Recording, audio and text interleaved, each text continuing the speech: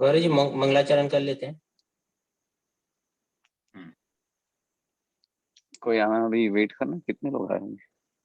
We are already 7 people Okay, now, 8. this is, yeah, I think.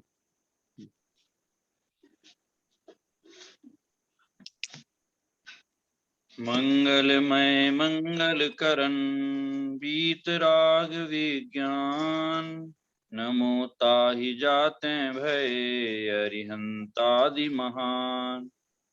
करि मंगल करि हों महा, ग्रंथ करन को काज, जाते मिले समाज सब, पावे निज पद राज। मोक्ष मार्ग प्रकाशक नामक ग्रंथ में अपना पहला अधिकार चल रहा है, और पहले हम तो अधिकार पहले अधिकार पे भी नहीं पहुंचे। हम अभी तक क्या बोल रहे हो? अरिहंत आदि के पूज्य। हाँ, बस हम साधु परमेष्टि का अभी अभी ये जो लास्ट में जो पर्पस ऑफ एडोरेशन है ना, वहीं पे आए अभी तक। अरिहंत आदि का पूज्यत्व का कारण है ना। हाँ हाँ हाँ गौरव जी, अरिहंत आदि की पूज्यत्व का कारण है, इस पे अपनी चर्चा चल रही है। तो जो है टोडरमल जी ने बहुत मनोवैज्ञानिक रूप में हमें समझाने के लिए जो है यहाँ चर्चा की है कि सबसे पहले देव शास्त्र गुरु का श्रद्धान होना चाहिए।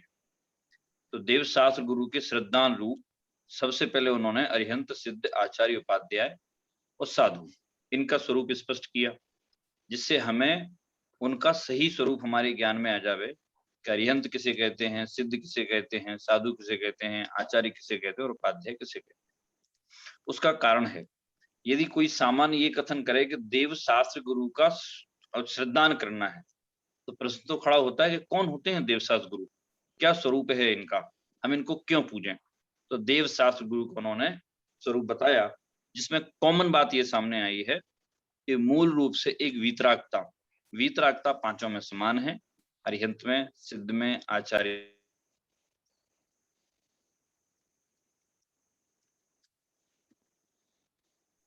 पांचों जो है वे कैसे हैं, वीतरागी हैं पांचों के पांचों। ठीक है। अब पूज्यत्व का कारण कहा, तो पूज्यत्व का कारण है कि हम उनको क्यों पूजें, हम उनकी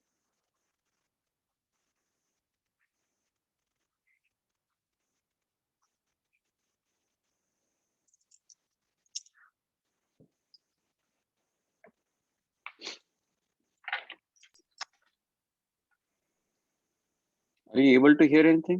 नो गौरव जी, आपका आवाज रुक गया है। अभी आ रही है आवाज? आ रही थी पहले, अभी आ रही है, लेकिन उसके पहले आपने जो बोला वो मिस हो गया है। हाँ हाँ, तो ये कहा कि पूज्यत्व का कारण, और अभी स्लो भी हो गया है गौरव जी आवाज। हेलो, अभी आई? गौरव जी बहुत लो है, 1 मिनट रुको। मैं तो वैसे ही हूँ, मैंने कुछ चेंज किया नहीं वैसे। हेलो। हाँ गौरव जी आवाज आ रही है, बट बहुत ही स्लो, बहुत ही लो है एकदम, वॉल्यूम नहीं है ना। एक मिनट रुकिए, फिर मैं ईयरफोन देखता हूँ। एक मिनट चल रहा है।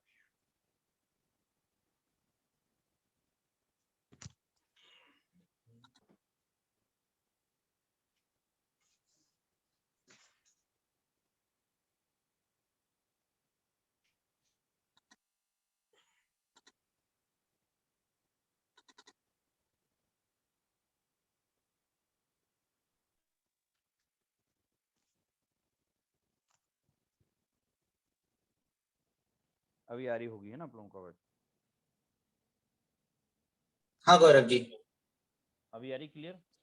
अभी क्लियर तो है गौरव जी, थोड़ा वॉल्यूम कम ही लग रहा है लेकिन। नहीं, लेकिन वॉल्यूम मेरी तरफ से नहीं, मैंने तो ईयरफोन लगा लिए हैं, तो मेरा तो वॉल्यूम होने का सब हाँ हाँ, अभी अभी ठीक है गौरव जी, अभी गौरव जी ठीक है। क्लियर है ना अभी? हाँ ठीक है।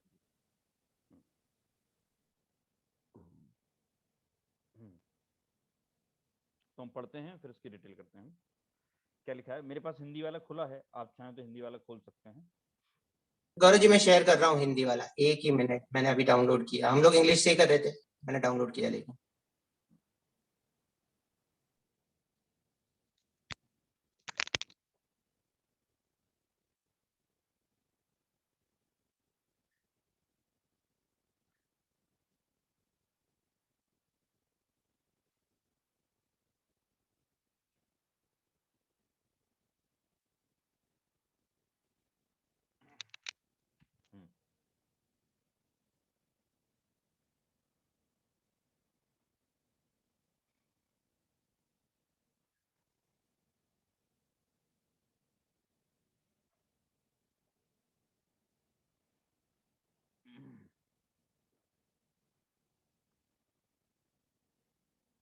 अगर जी 1 मिनट में शेयर कर रहा हूँ। हाँ हाँ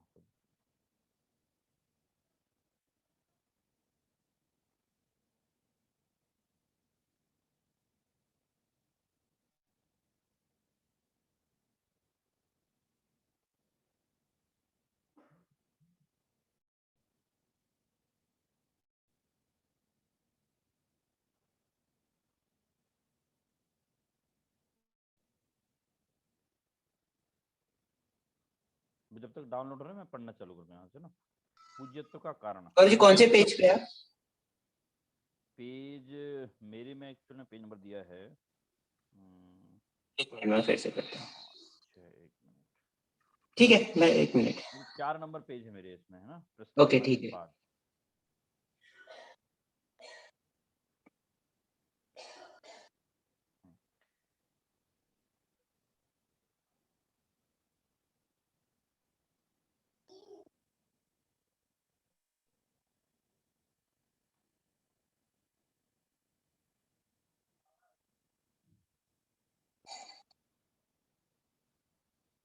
इसके बाद हाँ।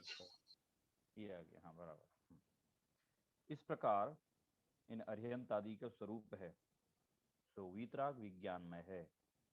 उसी ही के द्वारा अर्हंत आदि स्तुति योग्य महान हुए हैं, क्योंकि जीव तत्व की अपेक्षा तो सर्व ही जीव समान है, परंतु रागादि विकारों से व ज्ञान की हीनता से तो जीव निंदा योग्य होते हैं। रागादि की हीनता से व ज्ञान की विशेषता से स्तुति योग्य होते हैं। तो अरिहंत सिद्धों के तो संपूर्ण रागादि की हीनता और ज्ञान की विशेषता होने से संपूर्ण वीतराग विज्ञान भाव संभव है, और आचार्य उपाध्याय तथा साधुओं को एक देश रागादि की हीनता और ज्ञान की विशेषता होने से एक देश वीतरक विज्ञान संभव है, इसलिए उन अर्हंत आदि को स्तुति योग्य महान जाना। अब देखिए सबसे बड़ी बात यह है पूज्यत्व का कारण। जैसा कि जो हेडिंग है पूज्यत्व का कारण होता है कि हम किसी की पूजा क्यों करें। तो हम पूजा कर रहे हैं, हम पूजा क्यों करें किसी की, तो कितना स्पष्ट है कि किसी को भी हम जब पूजते हैं, मानते हैं, उसकी स्तुति बना करते हैं, उसके पीछे कारण होता है उसका गुण। प्रत्येक वस्तु को पूजे जाने का कारण या उसको मानने का कारण मात्र गुण ही होता है, अन्य और कोई भी कारण नहीं होता है। गुण भी कैसा हो, हम चूंकि मोक्ष मार्ग के संबंध में बात कर रहे हैं, तो गुण भी कैसा हो, गुण भी ऐसा होना चाहिए जो एक बार प्रकट हो तो वो उसका नाश ना होवे, और वह गुण निर्दोष होना चाहिए। एक बार प्रकट हो मतलब जैसे भले ही किसी जीव ने सम्यक दर्शन की प्राप्ति कर ली, मुनि अवस्था धारण कर ली, औपसम्यक सम्यक दर्शन है, तो हो सकता है कि उसका औपसम्यक सम्यक दर्शन छूट करके जो है फिर मिथ्या दृष्टि हो जावे, लेकिन फिर भी वह अर्धपुद्गल परावर्तन में मोक्ष की प्राप्ति करेगा, तो मोक्ष निश्चित रूप से जाएगा। तो गुण ऐसा होना चाहिए जो दोषों से रहित हो। एक देवागम स्त्रोत नाम का ग्रंथ है, आचार्य समुद्रभद्र ने लिखा है, आप लोगों ने सुना होगा। तो उसमें जो है उन्होंने मानो भगवान को कटघरे में खड़ा कर दिया। कैसे खड़ा कर दिया, मानो भगवान ने उनसे पूछा हो, ऐसा उदाहरण दिया है कि मानो भगवान ने उनसे पूछा हो कि तुम मुझे क्यों पूछते हो, मेरे पूजने का क्या कारण है। मेरे जो समवसरण आदि होते हैं, छत्र चमर आदि होते हैं, इतना ये वैभव होता है, तीर्थंकर नाम कर्म का उदय होता है, इसलिए पूछते हो ना। तो आचार्य ने कहा नहीं नहीं, हम इस कारण से नहीं पूछते हैं। तो किस कारण से, तो श्लोक दिया है, सा त्वमेवासी निर्दोषो युक्ति शास्त्र अविरोधी बात। आपके द्वारा कहे गए वचन अविरोध अर्थात विरोध को प्राप्त नहीं होते हैं, युक्ति शास्त्र और आगम से। मतलब आपने जो बताया है उसमें विरोध प्राप्त नहीं होता है, अर्थात आप रागादि सहित नहीं है, रागादि में आपने धर्म नहीं बताया है। तो ये आपका मुख्य विशेषता कारण हुआ।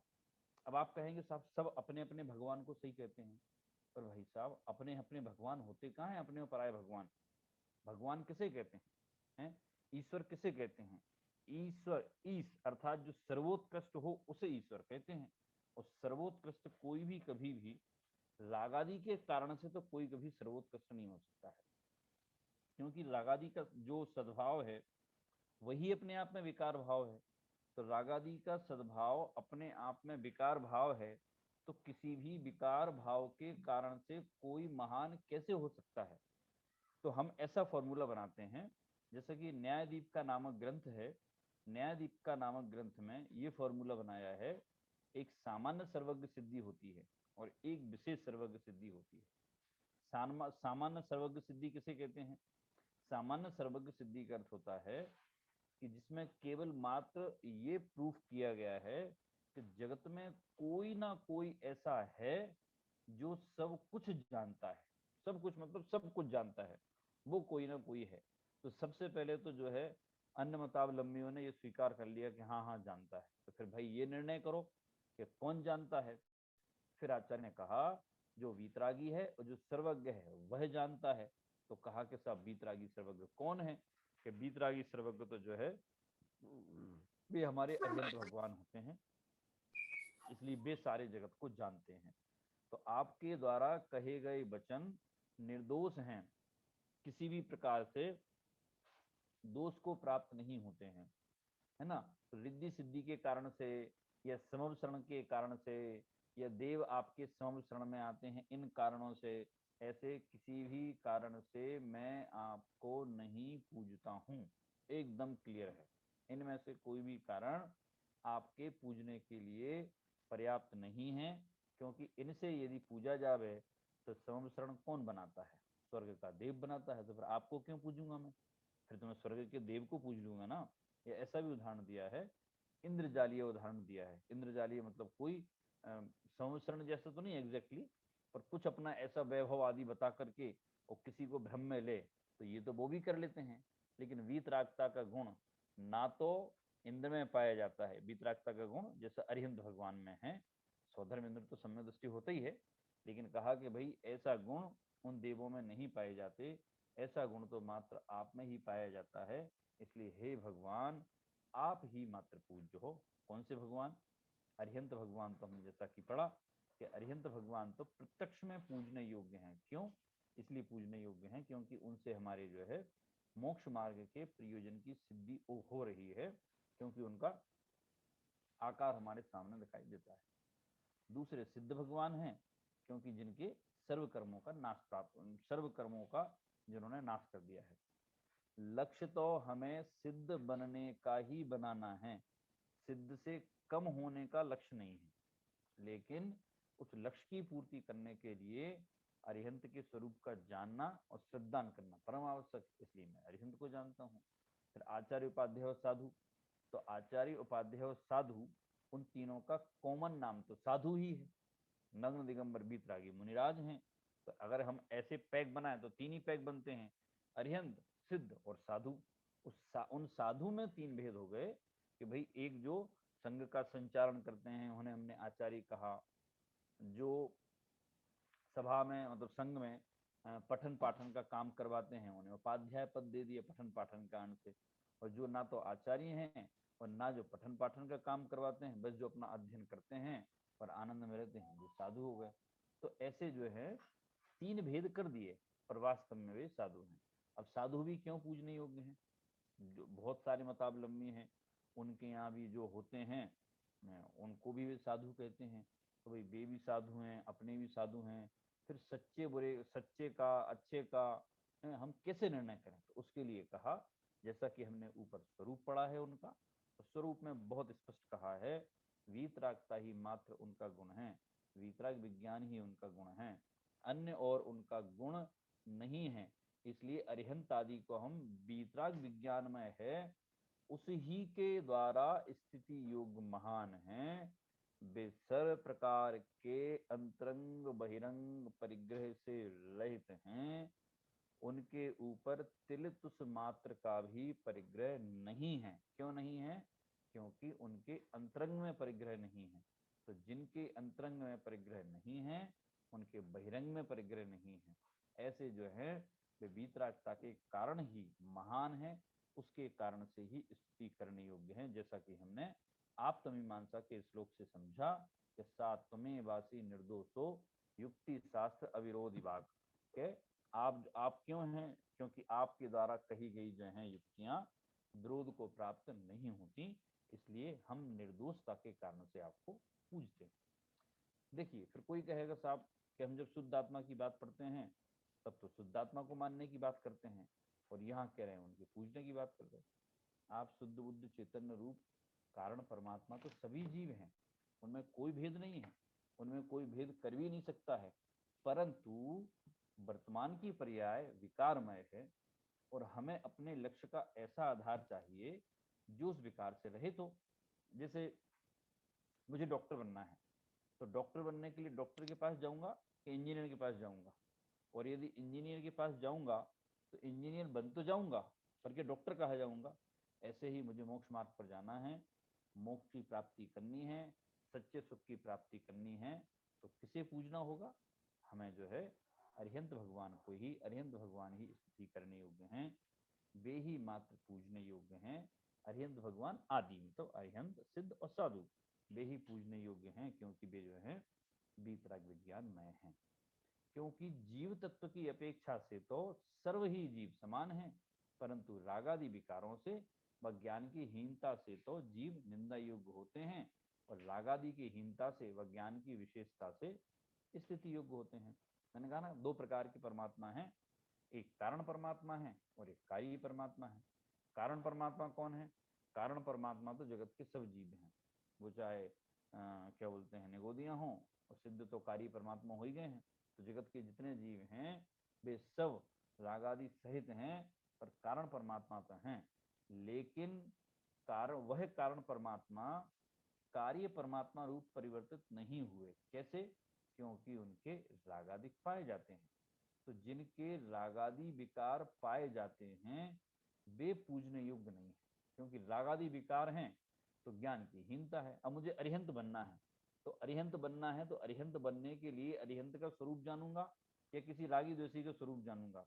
मुझे संपूर्ण प्रकार के राग का नाश करना है, क्योंकि राग का नाश हुए बिना और वीतरागता प्रकट हुए बिना कोई भी जीव त्रिकाल में कभी सच्चे सुख को, आत्मानंद रूप अनुभव को, सम्य दर्शन को प्राप्त नहीं कर सकता है। इसलिए रागादि विकारों के कारण से ज्ञान की हीनता से जीव को निंदा योग्य कहते हैं। और रागादि की हीनता और ज्ञान की विशेषता क्या हुई कि उनमें वीतरागता आई, सर्वज्ञता आई उनमें, इसलिए हम उनको पूजते हैं, इसलिए वे स्तुति योग्य हैं। जो अरिहंत सिद्धों के तो संपूर्ण रागादि की हीनता और ज्ञान की विशेषता होने से संपूर्ण वीतराग विज्ञान भाव संभव है, और आचार्य, उपाध्याय तथा साधुओं को एक देश रागादि की हीनता और ज्ञान की विशेषता होने से एक देश वीतराग विज्ञान संभव है, इसलिए उन अरिहंत आदि को स्तुति योग्य महान जानना। तीनों का हो गया। अरिहंत सिद्ध, उनमें तो पूर्ण वीतरागता प्रकट हो गई है, सर्वज्ञपना प्राप्त हो गया है, हम इस कारण से उनको पूजते हैं। और आचार्य, उपाध्याय और साधु, इनको क्यों? क्योंकि इनके एक देश रागादि की हीनता हो गई है, इनके जो है अनंत अनुबंधी अप्रत्याख्यानावरण, प्रत्याख्यानावरण, इन संबंधी कसायों का नाश हो गया है, इसलिए एक देश इनके अंदर वीतरागता प्रकट हुई और रागादि की हीनता हुई। इस ज्ञान की विशेषता के कारण से हम जो है इनको पूजते हैं, और इनके पूजने का हमारा ये कारण है क्योंकि ये एक देश वीतरागी ये भी हैं, इसलिए अरिहंत आदि को स्तुति योग महान जानना। ठीक है, नेक्स्ट पैराग्राफ करें। उसके पहले किसी को इस वाले पैराग्राफ में कुछ पूछना हो तो पूछ सकता है। गौरव जी एक क्वेश्चन। बोलिए बोलिए। गौरव जी, जब हम हमारे मन में ऐसे भाव आते हैं, तब जब सिद्ध और अरिहंत के बारे में भी सोचे तो उसे अलग सोचना चाहिए कि साथ में, मतलब एक ही सोचना चाहिए? नहीं, देखिए, सिद्धांत तो मैंने पहले ही कहा कि सिद्धांत तो हम वीतरागता का रखें, वीतरागता ही उनमें है। अब चूंकि ये हमारे ज्ञान की हीनता है कि हम दोनों के स्वरूप का सिद्धांत तो एक साथ कर सकते हैं क्या, लेकिन हम दोनों के जब गुणों का विचार करेंगे तो वो तो पृथक पृथक करना पड़ेगा ना। मतलब हम यदि उसे हम भाषा में कहें तो प्रमाण से हम उनको जान तो एक साथ सकते हैं, लेकिन हम उनका वर्णन अलग अलग करेंगे। जैसे मान लीजिए आपका मकान है, बहुत अच्छा मकान आपने बनाया है, सारी चीजें उसमें अच्छी हैं। अब मैं आपसे कहूँ कि एक काम करिए, आप आपके सारे मकान का वर्णन मुझे 10 सेकंड में बता दीजिए, तो क्या भाई 10 सेकंड में नहीं बताया जा सकता है। मैं 10 सेकंड में किसी एक पार्ट को बता सकता हूँ और इतना कह सकता हूँ कि मेरा मकान अच्छा है। तो ऐसे ही आपको श्रद्धान पूरे मकान का है, पूरा मकान अच्छा बना है, पर एक समय में तो आप एक बात कह सकते हैं ना। ऐसे ही अरिहंत सिद्ध आचार्य उपाध्याय साधु, इनका निर्णय तो हम एक समय में कर सकते हैं, परंतु उनके गुणों का वर्णन तो हमारे ज्ञान की हीनता के कारण से, भाषा की पराधीनता के कारण से क्रमशः ही धीरे धीरे उनके गुणों का वर्णन होगा। ठीक है गौरव जी, बहुत ही समझ में आ गया वो। और कोई है और भी कुछ पूछना है? आगे बढ़े, आगे बढ़ते हैं। देखिए, हाँ, फिर है पुनश्च, ये जो अरिहंत आदि पद हैं, उनमें ऐसा जानना कि मुख्य रूप से तो तीर्थंकर का और गौण रूप से सर्व केवली का प्राकृत भाषा में अरियंत तथा संस्कृत भाषा में अरहत ऐसा नाम जानना, तथा 14वें गुणस्थान के अनंतर समय से लेकर के सिद्ध नाम जानना। पुनश्च जिनको आचार्य पद हुआ हो वे संग में रहें, अथवा एकाकी आत्मध्यान करें, अथवा एका बिहारी हों, अथवा आचार्यों में भी प्रधानता को प्राप्त करके गणधर पदवी के धारक हों, उन सब का नाम आचार्य कहते हैं। पुनश्च पठन पाठन तो अन्य मुनि भी करते हैं, परंतु जिनको आचार्य द्वारा दिया गया उपाध्याय पद प्राप्त हुआ है वे आत्म ध्यान आदि करते हैं। मतलब उसी को थोड़ा सा डिटेल में बताया। ऊपर तो बहुत क्लियर कह दिया है कि भाई हम उन्हें क्यों पूजते हैं। तो एक लाइन में मैंने जैसे क्लास के स्टार्टिंग में ही बताया था कि जिनके सर्वदेश और एक देश में वीतरागता पाई जाती है, वे उस वीतरागता के कारण से स्तुति करने योग्य महान कहलाते हैं। यहाँ कह रहे हैं कि भाई अरिहंत आदि पद हैं, उनके नाम जानना, तो वो जो है मुख्य रूप से तो तीर्थंकर का, गौण रूप से सर्व केवली का।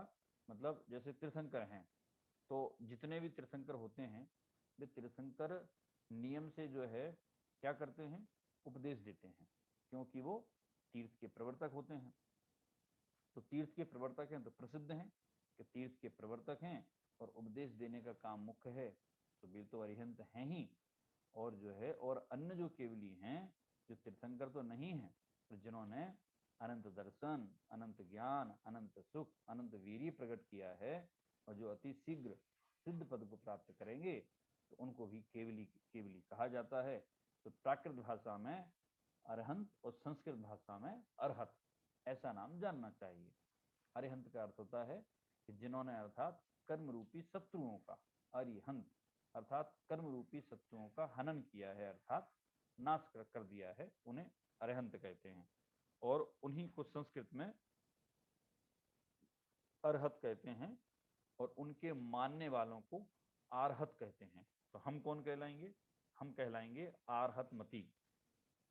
जो है जो केवली हैं उन्हें अरहत कहते हैं, उनके मानने वालों को आरहत कहते हैं, अर्थात जो उनको मानते हैं वे हम हैं।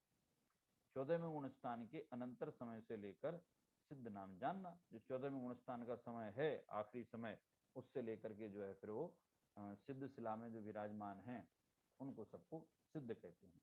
तो सिद्ध का हमने स्वरूप पढ़ा कि भाई जो सर्व कर्मों से रहित हो गए हैं, जो हैं सर्व कर्मों से रहित हो गए हैं, लोक के अग्रभाग में जो किंचित न्यून पुरुषाकार रूप में जो विराजमान हैं, वे कौन?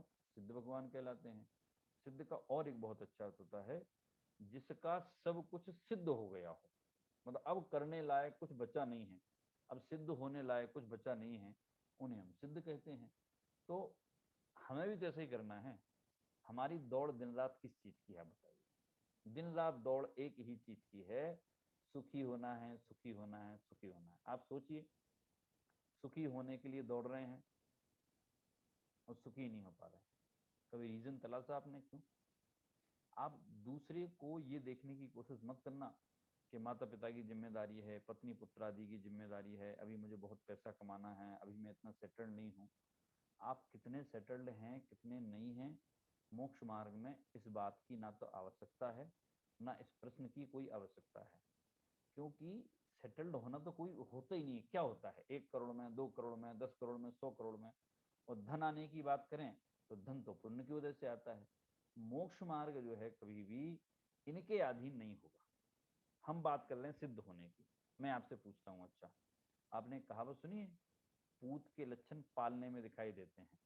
मतलब कि भाई जो बेटा कैसा होने वाला है, क्या करने वाला है, तो जो है पालने में दिखाई देने का अर्थ है कि उसके प्रारंभिक लक्षण हमें दिखाई देते हैं कि ये आगे जाकर के कितना बुद्धिमान रहेगा और कितना मूर्ख रहेगा। उदाहरण को उदाहरण के तौर पर लेना, मैं ऐसे आपसे पूछता हूँ, शब्द थोड़े से कठोर हैं पर आप अपने अपने ऊपर घटित करना।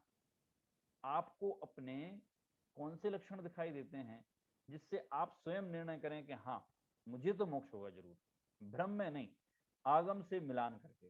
जो जिनवाणी में कहा गया है आप उससे अपने परिणामों को मिलान करें, अपनी वृत्ति को मिलान करें, अपनी प्रणति का मिलान करें। मात्र भगवान का दर्शन पूजन ही कार्यकारी नहीं है, वह भी होता है, वह भी आवश्यक है। हम स्वाध्याय कर रहे हैं ये भी जरूरी है, ये भी कंपलसरी है। लेकिन और अन्य जो परिणाम हैं तो हम अपने परिणामों का नाप तो करें एक बार, हम विचार तो करें एक बार कि मैं वास्तव में सिद्ध होने योग्य हूं कि नहीं, मैं मोक्ष मार्ग पर चलने योग्य हूं कि नहीं, अरे भाई मैं सम्य दर्शन की पात्रता वाला हूं कि नहीं। इतना हम विचार करेंगे तब जाकर के मोक्ष मार्ग पर चलना होगा। तो हम स्वयं अपने आप को चेक करें, हम किसी से चेक नहीं करवाएं। मेरी सुबह वाली गौरव क्लास, जी, जी बोलिए। गौरव जी आपकी आवाज बहुत ही स्लो है, अभी आई? थोड़ा प्लीज। Hello hello. हाँ हाँ, अभी थोड़ी आई। अच्छा आई है, ठीक है। हाँ एक मिनट में उसको माइक को थोड़ा सा ऐसा लगा लेता हूँ मैं, रुकिए आप एक।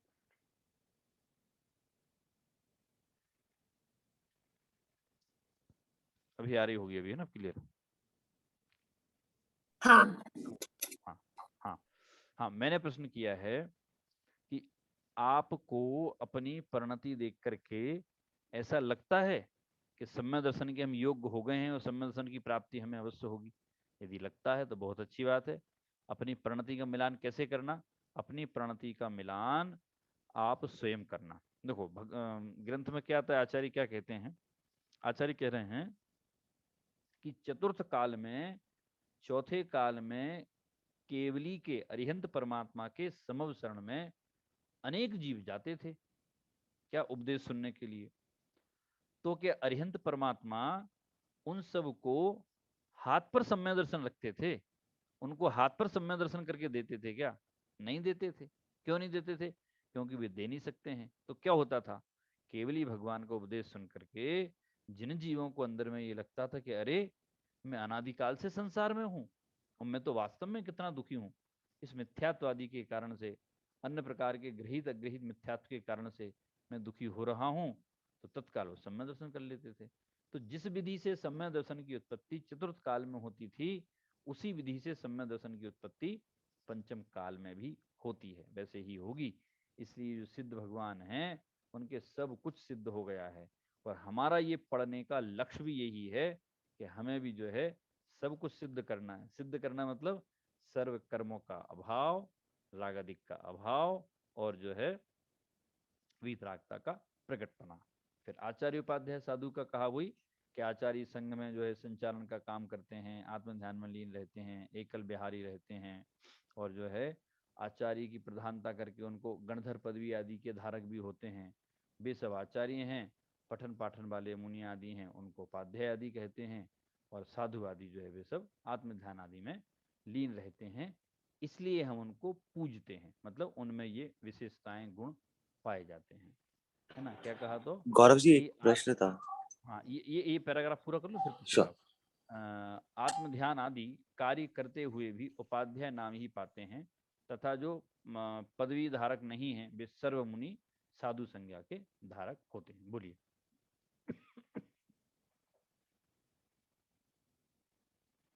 हाँ पूछिए, प्रश्न पूछिए आप। जी गौरव जी, तो जैसे अभी आपने बताया कि सम्यक दृष्टि की प्राप्ति के लिए कैसी परिणति रखना चाहिए हमें, तो जैसे चौथे काल में, चौथे आर्य में महावीर स्वामी भगवान के बारे में 3 केवली और फिर 5 शुद्ध केवली हुए। और उसके बाद में जैसे आ गया था उनकी वाणी में कि इतने केवली होंगे, इतने शुद्ध केवली होंगे, अभी पंचमार्य के अंत में भी कौन से मुनि होंगे।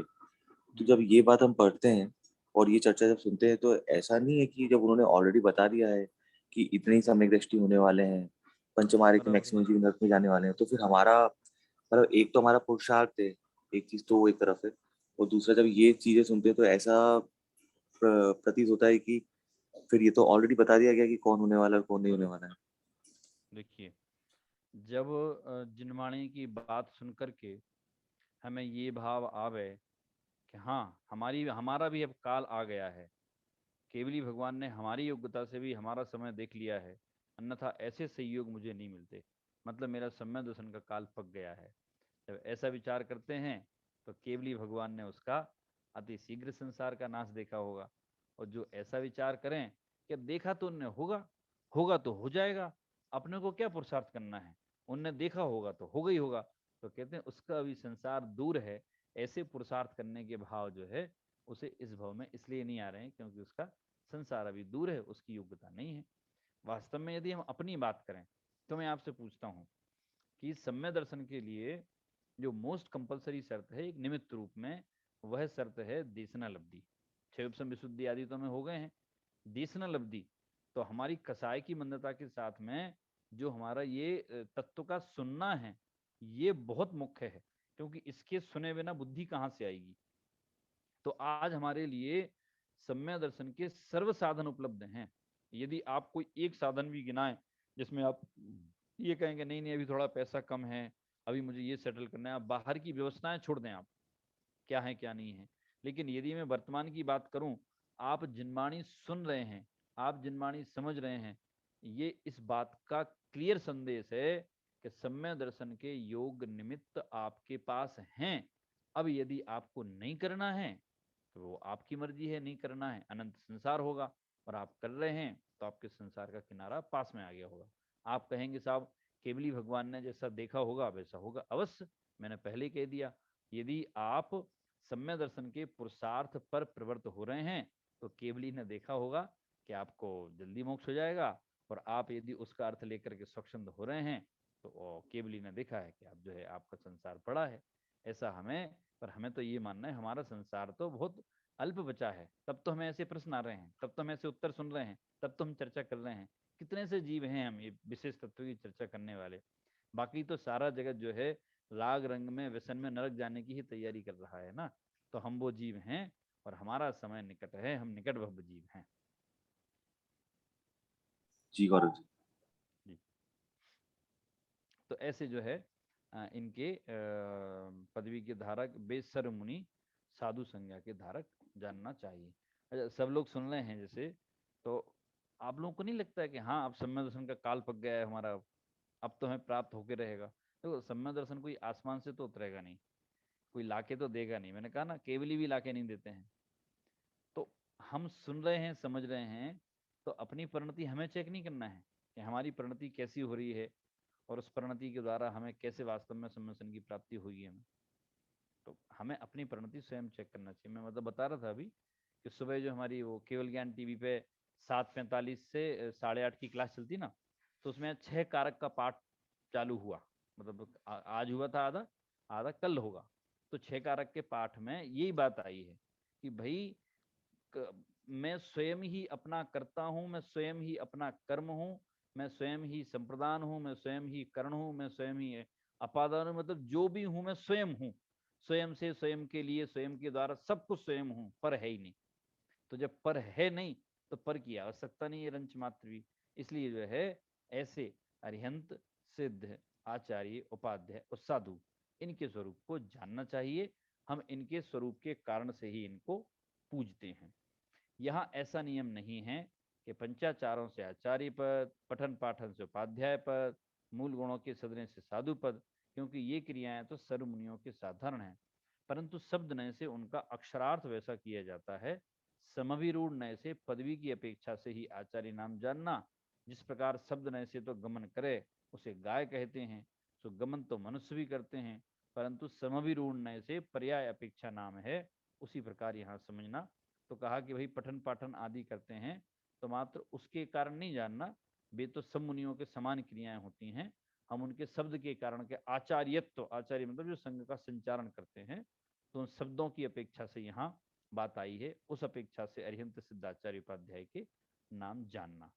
आगे कहा, यहाँ सिद्धों से पहले अरिहंतों को नमस्कार किया, सो क्या कारण है?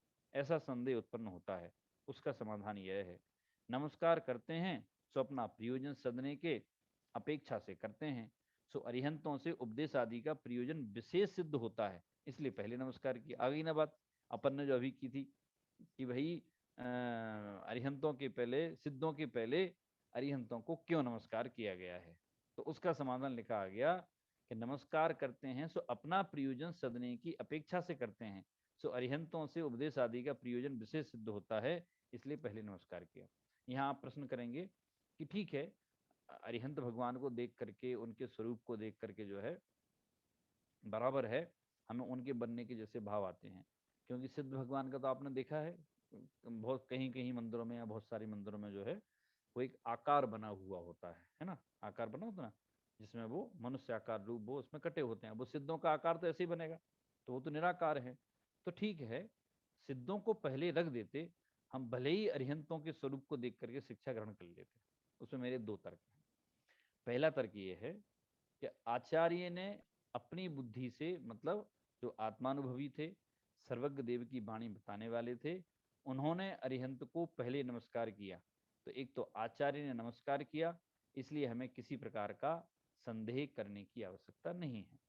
दूसरे, हम यही प्रयोजन की बात करें तो सही बात है, जिससे पहले हमारा जिससे काम हो, पहले जिससे काम हो, तो पहला काम तो हमारा अरिहंत से उनको स्वरूप को जानने का। आप सोचिए, काम पहला अरिहंत से है और बनना क्या है? बनना सिद्ध है।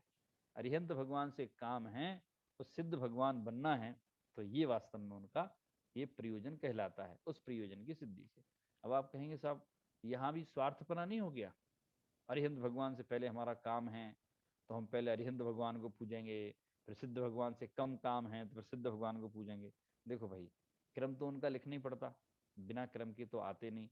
पहले सिद्ध कर सकते थे कि आप जब नाम बोलें तो आप बोल सकते हैं सिद्ध भगवान, सिद्ध नाम बोल सकते हैं, उसमें कोई पाप लगने वाला नहीं है। नमो सिद्धाणम नमो अरिहंताणम। पर चूंकि आचार्य ने क्रम वैसा दिया है तो वैसे क्रम से बोलें तो बहुत अच्छा है, उनके गुणों को ग्रहण करना है। तो कहा कि भाई सिद्ध आदि तो उपदेश का प्रयोजन सिद्ध होता नहीं है, क्योंकि सिद्ध तो अशरीरी हैं, इसलिए पहले नमस्कार किसको किया? अरिहंत को किया, क्योंकि उनसे हमें जो है कार्य की सिद्धि होती है। इस प्रकार अरिहंत आदि का स्वरूप चिंतन किया, क्योंकि स्वरूप चिंतन करने से विशेष कार्य सिद्धि होती है। पुनश्च इन अरिहंत आदि को पंच परमेष्टि कहते हैं, क्योंकि जो सर्वोत्कृष्ट इष्ट हो उसका नाम परमेष्ट है। पंच जो परमेष्ट, उनका समाहार समुदाय, उनका नाम पंच परमेष्टि जानना। इसमें एक बात ये बहुत अच्छी आई है कि अरिहंत आदि का स्वरूप चिंतन किया, क्योंकि स्वरूप चिंतन करने से विशेष कार्य की सिद्धि होती है। मतलब हम जैसे अपने उस समय सार आपने देखा, अपने जो बनाया है केवल ज्ञान टीवी पे डला हुआ है, समय सार की जो जितनी गाथाएं, 415 गाथाएं हैं, तो हमने 415 गाथाओं में हमने एक एक गाथा का चित्र बनाया, उसमें जो कहना चाहते हैं, तो उन गाथाओं का चित्र बनाया। अब एक एक गाथा को आप चित्र के माध्यम से जब समझें, मेरे सौरभ जी के पास बहुत सारे लोगों के कमेंट्स आते हैं, फोन आते हैं, बताते हैं कि साहब हम समय सार तो बहुत लंबे समय से सुन रहे थे, लेकिन जो है वो चित्र के द्वारा हमें बहुत जल्दी समझ में आ गया। ये कई कई लोग तो ऐसे नए नए हैं जिनने कभी समय सार पढ़ा ही नहीं था, लेकिन समय सार के चित्र देख करके उन्हें बहुत जल्दी समझ में आ जाते हैं उनको, अच्छा इसमें ये कहना चाहते हैं, और वैसे वो समय सार के नाम से भागते थे। तो ऐसे ही कहना है कि जब अरिहंत भगवान का स्वरूप हमारे सामने होता है कि नासाग्र मुद्रा धारी, नासाग्र मुद्रा के धारी हैं, परम बीतरागी हैं, सर्व प्रकार के परिग्रह से रहित हैं, तो ऐसा जब चिंतन हमारे ख्याल में आता है, उनका रूप हमारे ख्याल में आता है, तो विशेष कार्य की सिद्धि होती है। अर्थात हमारा ज्ञान जो है एकदम क्रिस्टल क्लियर हो जाता है, एकदम स्पष्ट हो जाता है कि अच्छा मुझे ऐसा बनना है, ऐसे होते हैं भगवान, अपने में लीन होते हैं, वीतरागता सहित होते हैं, सर्व प्रकार के परिग्रह से रहित होते हैं, अनंत दर्शन, अनंत ज्ञान, अनंत सुख वीर्य सहित होते हैं। और चूंकि वे 5 होते हैं, तो ये जो परम इष्ट हो, जो प्रिय हो, सर्वोत्कृष्ट हो, तो वह परमेष्ट है, और उनका समुदाय नाम है पंच परमेष्टि अर्थात 5 हैं और परम पद में स्थित हैं, इसलिए वे पंच परमेष्टि जानना चाहिए। अब उनके नाम दे दिए यहाँ पर, ऋषभ, अजित, संभव, अभिनंदन, सुमति, पद्म, सुपार्थ, चंद्र प्रभु, पुष्पदंत, शीतल, श्रेयांश, वासुपूज्य, विमल, अनंत, धर्म, शांति, कुंतु, अर, मल्ली, मुनिसोव्रत, नमी, नैमी, पार्श्व, वर्धमान नाम के धारक 24 तीर्थंकर इस भरत क्षेत्र में वर्तमान धर्म तीर्थ के नायक हुए हैं। गर्भ, जन्म, तप, ज्ञान, निर्माण, कल्याणकों में इंद्रादिक को द्वारा पूज्य होकर सब सिद्धालय में विराजमान है, उन्हें हमारा नमस्कार हो। अनंत काल के अनंत तीर्थंकरों को हमारा नमस्कार हो। 24 के नाम दिए हैं। आप नाम जिसको कच्चे पक्के हो तो ये इसे देख करके जो है याद कर सकते हैं। और अपने वो बालवद में दिया ना, ऋषभ, अजित, संभव, अभिनंदन वाला छंद दिया है, वो छंद भी याद है, वो भी छंद हम याद कर सकते हैं। क्या होता है कि ये सब याद करने से ना हमारा उपयोग बहुत विशुद्ध होता है, ये सब चीजें हमें याद रहती हैं, तो इसलिए हमें जो है याद करना चाहिए ये चीजें। 24 तीर्थंकर के नाम आदि हैं, कोई गाथाएं हैं, स्तुति हैं, मंदिर जाएंगे तो क्या पढ़ेंगे, कुछ पता नहीं होगा। तो ये 24 तीर्थंकर को हमारा नमस्कार हो, और ये सब वर्तमान में सिद्धालय में विराजमान है। पुनश्च सीमंदर, युगमंदर, बाहु, कुछ पूछ रहे थे क्या? सीमंदर, युगमंदर, बाहु, सुबाहु, संजातक, स्वयं प्रभ, वृषभानन, अनंतवीर्य, सूर्यप्रभ, विशाल कीर्ति, वज्रधर, चंद्रानन, चंद्रबाहु, भुजंगम, ईश्वर, नैमी प्रभ, वीरसेन, महाभद्र, देवयश, अजित वीर्य नाम के धारक 20 तीर्थंकर पंचमेरु संबंधी विदेश क्षेत्र में वर्तमान काल में केवल ज्ञान सहित विराजमान है, उन्हें हमारा नमस्कार हो। कम से कम 20 तीर्थंकर जो हैं विदेश क्षेत्र में विराजमान होते हैं। जिस क्षेत्र के तीर्थंकर मोक्ष जाते हैं उसी क्षेत्र में जब दूसरे तीर्थंकर उत्पन्न होते हैं तो उनका नाम वही पड़ता है। तो ऐसे इन नामों के धारक 20 तीर्थंकर पंचमेरु संबंधी विदेश क्षेत्रों में केवल ज्ञान सहित विराजमान है वर्तमान में, इसलिए उनको हमारा नमस्कार किया गया है। यद्यपि परमेष्टि पद में इनका गर्भितपना है, तथापि विद्यमान काल में इनकी विशेषता जानकर अलग से नमस्कार किया है। अलग से उनकी विशेषता है इसलिए नमस्कार किया है, वैसे भी पंच परमेष्टि में ही आते हैं। पुनश्च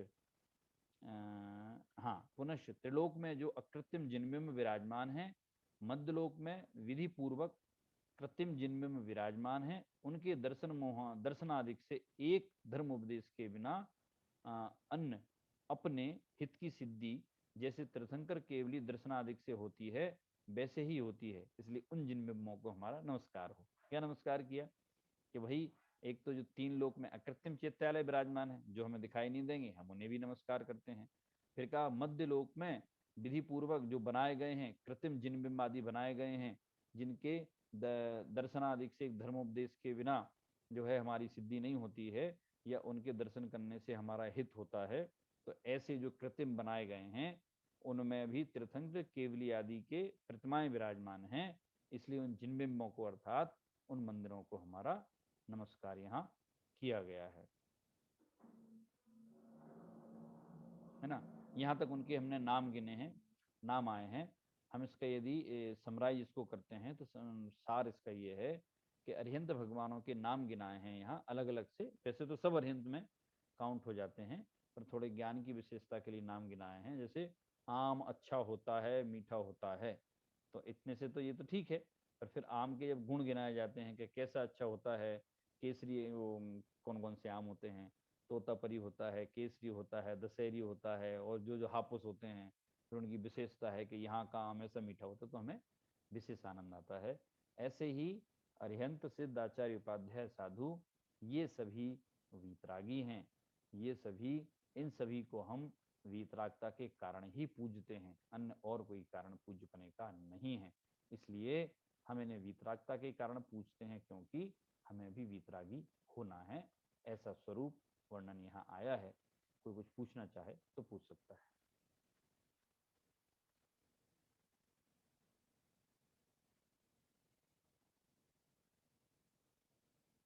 हेलो, आवाज आ रही है आप लोगों को?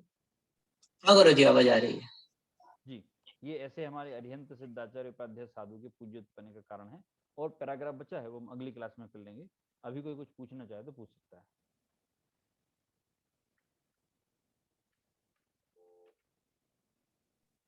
और जी, ये डिस्कशन पता नहीं हुआ है पहले, बट विदेश क्षेत्र में जो 20 तीर्थंकर होते हैं वो विद्यमान हर समय होते हैं, राइट? कम से तो कम वो जन्म से ही मतलब वहां पे विदेश क्षेत्र जो जाता है वो जन्म से ही मिथ्या दृष्टि होता है, ऐसा ऐसा जरूरी है क्या?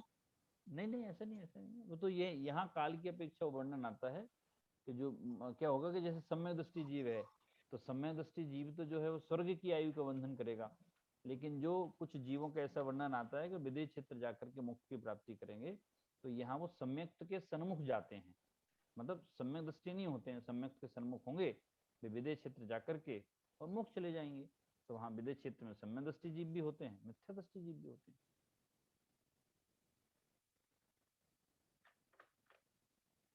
और उनके 3 ही कल्याणक होते हैं? नहीं, 5 वाले भी होते हैं, 3 वाले भी होते हैं और 2 वाले भी होते हैं। 2 वाले, ओके। 3 कन्यानक कैसे होते हैं? कन्यानक तो 5 ही होते हैं ना? भरत क्षेत्र के कर्म भूमि वाले विदेश क्षेत्र में तो क्या उसी भाव में तीर्थंकर प्रकृति का बंध करते हैं, तो उनका गर्भ और जन्म नहीं होगा, तप ज्ञान और मोक्ष कल्याण उनका हो जाएगा। मतलब उसी भाव में तीर्थंकर प्रकृति का बंध करेंगे वो, उसी भाव में करते हैं, और जब बॉर्न होते हैं उनका गर्भ और जन्म नहीं दीक्षा कल्याणक हो गया और तप कल्याणक हो गया और उनका केवल ज्ञान कल्याणक हो गया, ऐसे 3 हो जाएंगे। वो विदेश क्षेत्र में होते हैं, यहाँ नहीं होते हैं, वो वहीं होते हैं।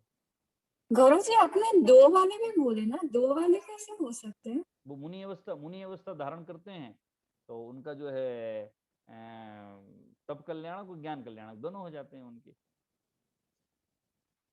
मुनि अवस्था में भी तीर्थंकर प्रकृति का बंध हो जाता है। ठीक है जी, ठीक है। इस प्रकार से आज की हमारी क्लास है।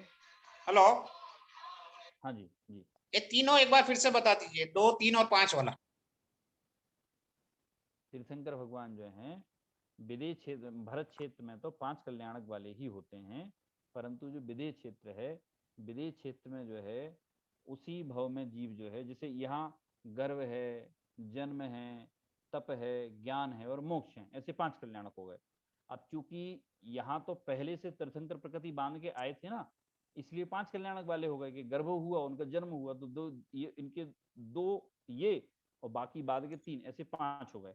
लेकिन जिसने उसी भव में ग्रस्त अवस्था में तीर्थंकर प्रकृति बांधी हो, तो उनके गर्भ और जन्म तो होंगे ही नहीं, क्योंकि उनकी तो जन्म होने के बाद ही उनके जो है उनके क्या बोलते हैं तीर्थंकर प्रकृति बांधी, तो उनके फिर दीक्षा कल्याणक, तप कल्याणक और ज्ञान कल्याणक और तप कल्याणक होगा उनका, तप और ज्ञान, मोक्ष हो जाएगा ना उनको ना। तो ऐसे 3 होंगे ग्रस्त अवस्था में बांधी है तो, और मुनि अवस्था धारण उन्होंने कर ली, तो मुनि अवस्था धारण करने पर उनका जो है तब ज्ञान कल्याणक और निर्माण कल्याणक ही होगा, बस केवल 2 ही होंगे। अच्छा, यानी मुनि हाँ, मुनि होने के बाद भी बन जाता है तीर्थंकर प्रकृति। अच्छा, मुनि होने के बाद भी तीर्थंकर पद भी बांध सकते हैं ऐसे? हाँ, बांध, वो समम शरण आदि है ना, उसके कारण से तीर्थंकर कहते हैं। यहाँ भरत क्षेत्र में नहीं, विदेश क्षेत्र। हाँ, भरत क्षेत्र में नहीं, भरत क्षेत्र तो 5 कल्याण वाले ही होंगे, भरत में भी और हाँ, विदेश क्षेत्र की बात कर रहे, विदेश क्षेत्र। जी,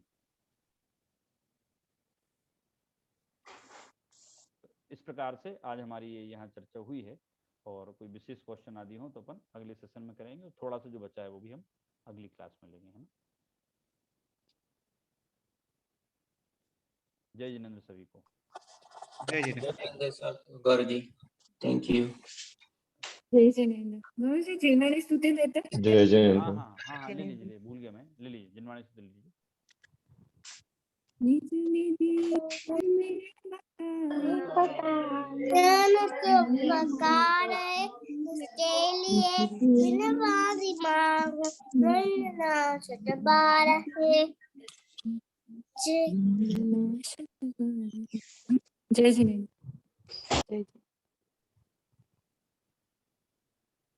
जय जिनेंद्र।